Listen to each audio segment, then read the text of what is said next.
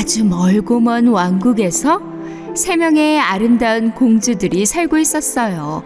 왕인 그녀의 아버지는 종종 무도회를 개최하곤 했는데 딸들이 춤을 추는 것을 좋아했기 때문이었어요.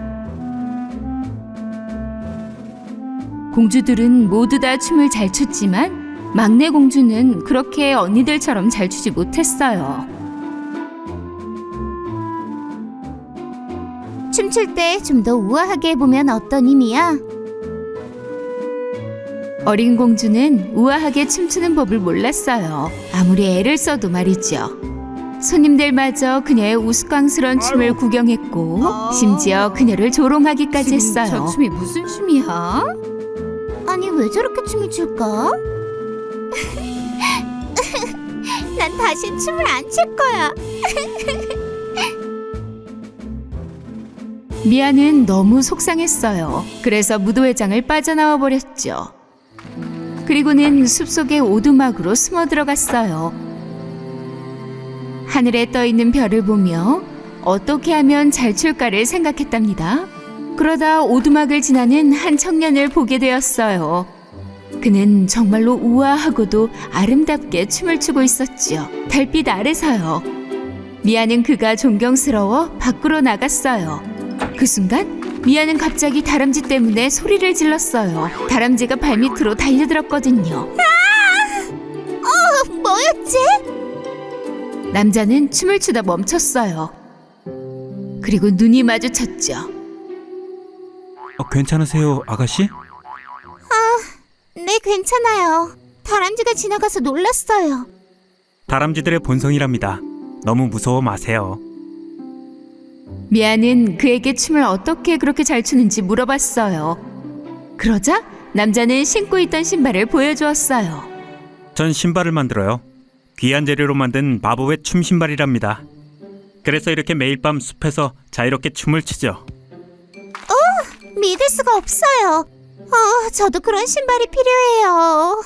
남자는 그의 가방에서 마법의 신발 3켤레를 꺼냈어요. 그리고는 미아 앞에 놓아주었답니다. 눈을 감아보세요. 그리고 소원을 빌어요. 자, 이제 3켤레의 마법 신발 중에 하나를 골라보세요. 하지만 기억하세요. 신발마다 중요한 규칙이 있어요. 그 규칙을 어기게 된다면 신발이 원하는 대로 당신을 바꿔버릴 거예요. 조심하세요. 미아는 즉시 눈을 꼭 감았어요. 한편 그 구두 장수는 어떤 신발을 미아가 선택하게 될지 운에 맡기기 위해 신발을 바꿨어요. 이제 구두를 한 켤레 골라보세요. 제발 무도회에서 가장 우아한 춤을 출 수 있게 해주세요. 미아는 눈을 뜨고 손가락으로 빛나는 빨간 구두를 골랐답니다. 가져가세요. 이제 당신 거예요. 하지만 잊지 마세요. 반드시 보름달이 떴을 때만 그 구두를 신어야 한다는 것을요. 그렇게 하지 않으면 당신은 이 마법 구두를 벗을 수 없게 될 거랍니다. 이게 규칙이에요. 미아는 신이 나서 마법의 구두를 갖고서 궁전으로 다시 갔어요. 공주들은 그녀의 동생 미아를 보고는 무척 놀라워했어요. 미아, 어딜 그렇게 빨리 가는 거야? 네 손에 든 건 뭐니? 뭐? 아니야, 아무것도. 궁전의 무도회장에는 사람들이 많이 모여 있었어요. 미아의 언니들은 아주 우아하게 춤을 추기 시작했어요. 늘 그렇듯 가장 우아한 드레스를 입고서요. 막내 공주 미아는 바로 구두 장수에게서 받은 그 구두를 신고 무도회에서 춤을 추기 시작했답니다. 정말 아름답게 춤을 추었어요. 음악의 리듬에 맞춰 춤을 추었는데 언니들과 손님들조차 놀랄 정도로 아름다웠죠. 엄청난데?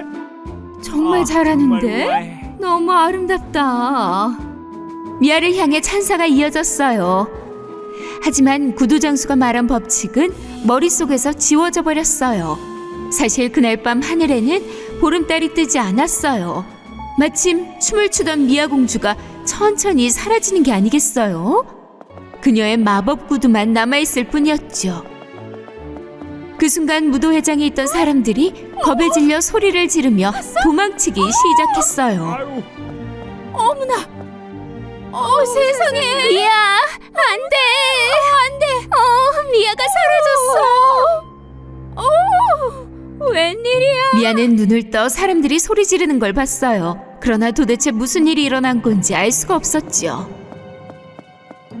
거실에 있던 가장 큰 거울 앞에 서보았어요. 그러자 자신이 신고 있는 마법 구두만 보이는 게 아니겠어요? 그녀는 없이 말이죠.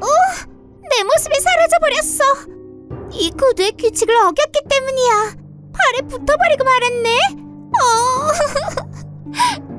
어서 그 구두 장소를 찾아야겠어. 아무도 미아의 목소리를 듣지 못했어요. 사실은 모두가 공포에 질린 나머지 무도회장을 우왕좌왕하며 도망치고 있었어요. 미아는 곧장 무도회장을 뛰쳐나갔어요. 언니들은 그녀를 따라갔지요. 깊은 밤 어두운 숲속을 지나며 세 자매가 걷고 있었어요. 공주들이 오두막 근처에 다다르자 그 구두 장수를 발견했어요. 이 남자 어떻게 이렇게 춤을 잘 추지?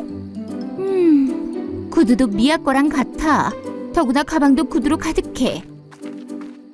미아의 언니들은 그에게 도움을 요청했어요. 주문을 깨려면 다음 보름달이 뜰 때까지 무작정 기다려야 했답니다. 미아는 너무 슬퍼서 다시 쉴 새 없이 춤추기 시작했어요. 한 가지 해결책이 더 있긴 해요. 그치만 그 방법은 마법 구두의 힘을 잃게 만들죠. 그리고 그냥 평범한 구두가 돼요. 그래도 원하면 제 말대로 해요. 발을 3번 쳐봐요. 미아는 사라지는 것보다 이 마법 구두를 포기하는 게 낫겠다고 생각했어요. 그래서 발을 모아서 3번 쳤어요. 앞에는 구두 장수, 뒤에는 미아 공주가 여기서 조금 떨어진 우물바닥으로 갔어요. 구두 장수는 우물바닥으로 뛰어내렸어요. 이를 본 공주들은 너무나 깜짝 놀라고 말았어요. 잠시 후 구두 장수는 우물 밖으로 나왔어요. 손에는 가득 찬 양동이를 들고서요. 지금부터 저는 이 보름달 먼지를 구두에 뿌리고 주문을 깰 겁니다. 그 구두 장수가 마법 구두를 향해 보름달 먼지를 뿌리자마자 정말로 주문이 풀리게 되었어요. 그리고 미아가 다시 나타나게 되었답니다. 언니들은 곧장 미아를 껴안아 주었어요. 미아, 춤을 우아하게 추려고 마법에 걸리지 않아도 돼. 왜냐면 모든 사람들은 자신들이 행복한 방식대로 춤추잖아. 맞아, 언니. 고마워요, 구두 장수님. 고마워요, 정말.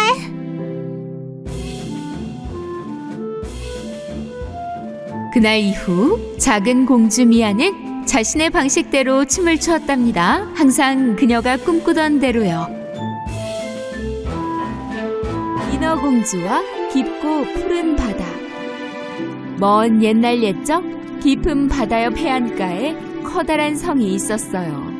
그곳에서 에드워드 왕자와 그의 아내는 행복하게 살았지요. 아내의 이름은 아리아였는데 사실 아리아는 인어였어요.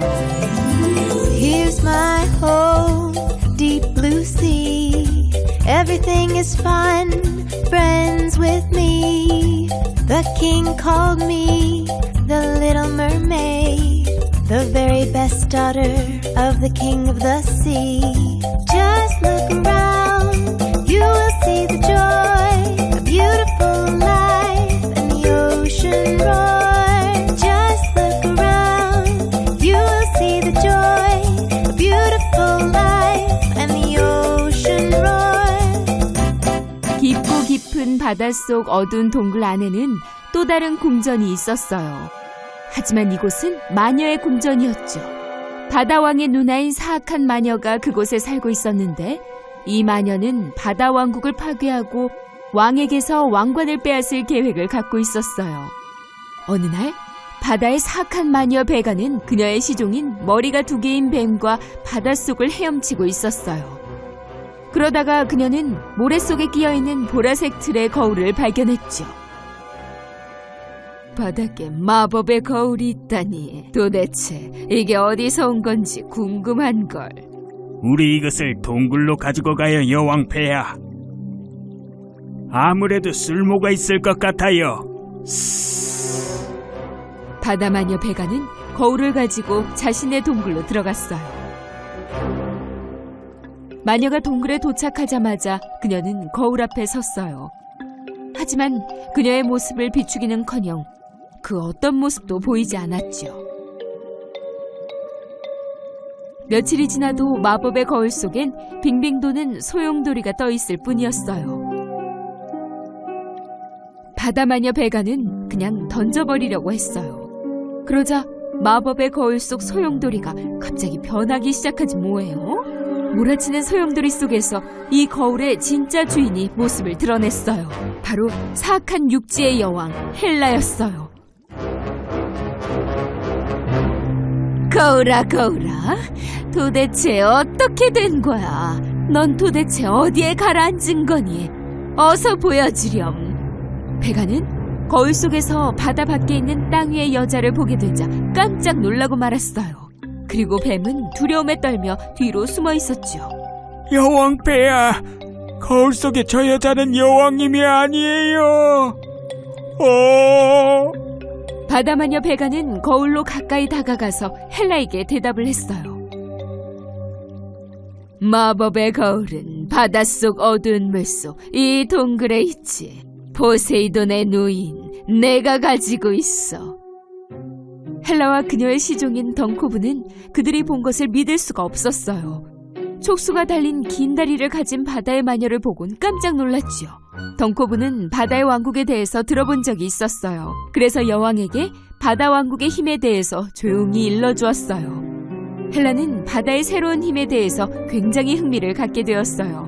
그래서 그녀는 바다 마녀에게 제안을 했지요. 그렇다면 이건 어때?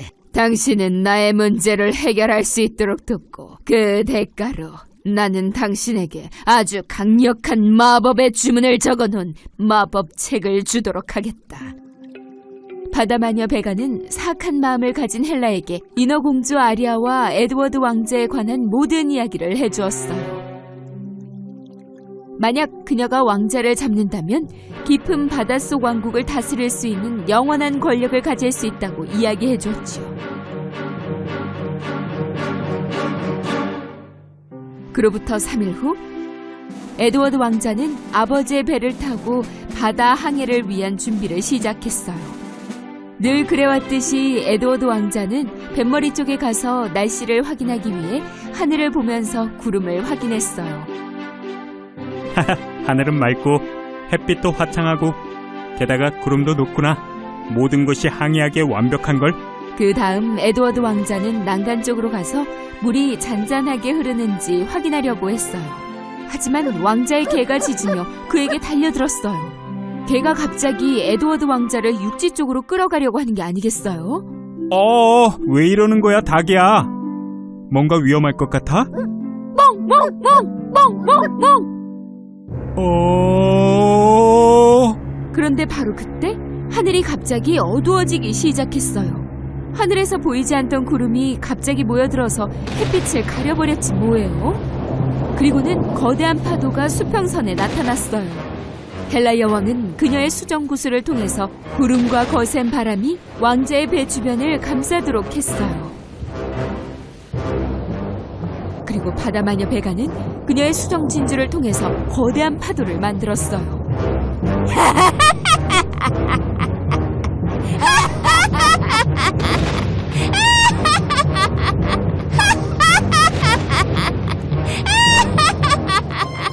그때 엄청나게 커다란 파도가 에드워드 왕자를 물속으로 휩쓸어 갔어요.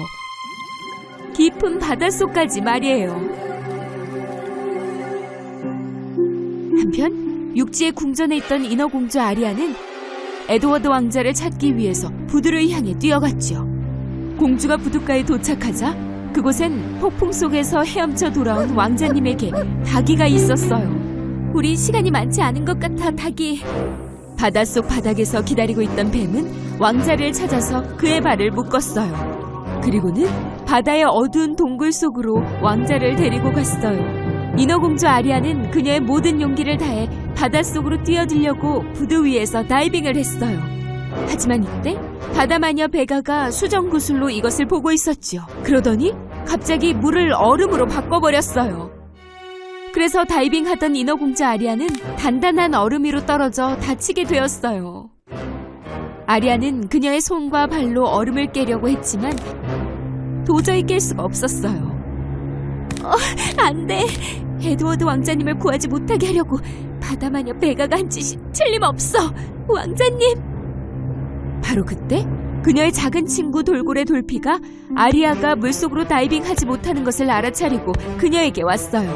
그리고는 돌피도 그의 코로 얼음을 깨뜨리려고 했지만 얼음은 정말로 너무나 단단했어요. 그러자 갈매기 링고도 도와주기 위해서 왔어요. 그의 부리로 얼음을 깨뜨리려고 노력했지만 링고도 실패하고 말았어요. 더 이상은 시간이 없었어요. 에드워드 왕자는 바다마녀 베가의 동굴 속에 갇혀 있었고 더 이상은 숨을 참을 수가 없었어요.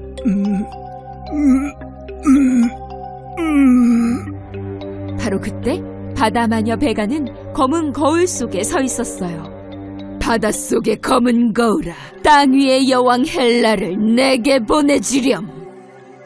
난 당신이 원하는 모든 것을 해줬어, 이 오징어 다리야. 마법의 책을 내게 주지 그래? 바다마녀 베가는 마법의 책을 꺼냈어요. 그리고 마법의 책을 거울 속의 소용돌이 속으로 밀어넣으려 했지요.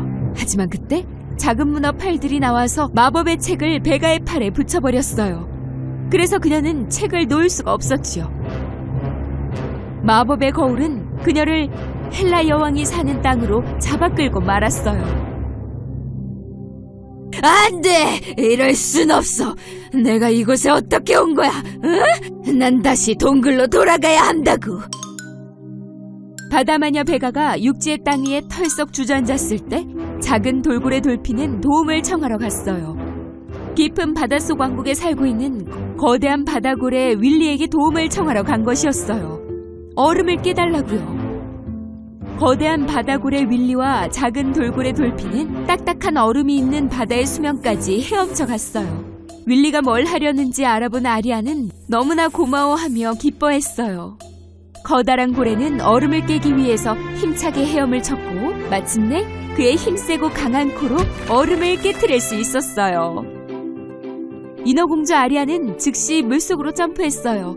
그리고 사악한 베가가 살고 있는 바닷속 동굴로 헤엄쳐 갔죠. 아리아가 물속에 뛰어들자마자 그녀의 다리는 인어의 꼬리로 변했어요.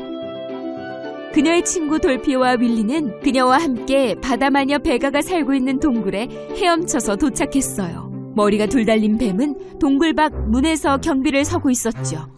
뱀은 누군가가 오고 있는 것을 보았어요. 그래서 그는 바다마녀를 다급하게 불렀어요. 여왕 폐하, 그들이 왔어요. 그들이 왔어요. 어디 계세요? 뭔가 좀 해보세요. 커다란 바다고래 윌리는 뱀을 가둘 만큼 커서 그의 거대한 입속에 뱀을 잡아두었어요. 안 돼. 난 고래 입김이 싫어. 너무 어두워. 도와주세요. 어서 가서 방들을 수색해봐. 난 빨리 뼈로 만든 지하 감옥으로 가서 구할 거야. 인어공주 아리아가 뼈로 만든 지하 감옥에 도착했을 때 그곳에는 이미 정신을 잃은 왕자님이 있었어요. 아리아는 뼈로 만든 감옥 사이를 억지로 비집고 들어갔어요. 그리곤 마법의 바다모래를 왕자의 입속에 조심스럽게 넣었죠. 물속에서도 숨을 쉴 수 있게 말이에요. 갑자기 마법의 불빛이 왕자의 주변을 비추었어요. 왕자님의 발이 천천히 사라지면서 빨간색 물고기 꼬리가 생겨났어요. 그래서 에드워드 왕자는 깨어났고 물속에서도 숨을 쉴 수 있었죠.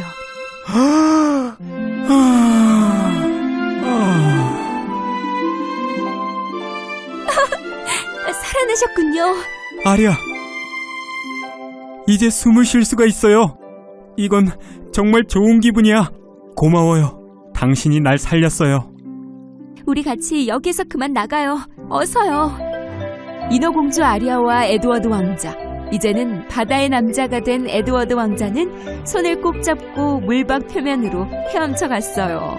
그 후 왕자님과 인어공주의 삶은 기쁨과 행복으로 가득했어요. 안녕, 새들아. 우리가 언젠가는 날개도 가질 수 있을 거라고 생각하니? 며칠 동안 육지에서 열심히 파닥이던 바다마녀는 간신히 그녀의 동굴로 돌아갈 수 있었어요. 그리고 바다마녀 베가는 왕자가 탈출한 것을 보고는 이렇게 말했어요. 어떻게 해서든 깊은 바닷속 왕국으로 꼭 쳐들어가고 말겠어. 반드시. Here's my home, deep blue sea. Everything is fun, friends with me. The king called me the little mermaid, the very best daughter of the king of the sea. Just look around, you will see the joy, a beautiful life, and the ocean roar. Just look around, you will see the joy, a beautiful life, and the ocean roar. 어느 멀고 먼 나라에 거만하고 질투심 많기로 아주 유명한 두 자매가 있었어. 미녀의 아름다움과 행복함 따위는 전혀 신경 쓰지 않는 그저 질투심이 넘치는 언니들이었지. 어느 날 미녀의 피아노 공연에 갈 준비를 하던 두 언니들은 평소처럼 말다툼을 하고 있었어. 늘 그랬던 것처럼 말이야. 왜 내 빚을 또 가져가는 거야? 진짜 언니 거 아니래도 미녀 거라고. 그리고 언니는 빗질을 해도 그렇게 이뻐 보이지 않는다고. 알겠어 언니? 결국 빚은 부러져 버리고 싸울 거리가 없어지자 언니들은 미녀를 화나게 할 재미있는 계획을 세우게 됐어. 다른 한편 커다란 성에 사는 사악한 마녀 로사는 거울로 자신의 못생긴 얼굴을 보고 손에 들고 있던 말라버린 장미를 땅바닥에 던져버렸지. 안 돼. 평생 못생긴 얼굴로 살게 될 거야. 어렸을 때 로사 마녀는 못생긴 얼굴 때문에 사람들한테 많은 놀림을 받았던 거야.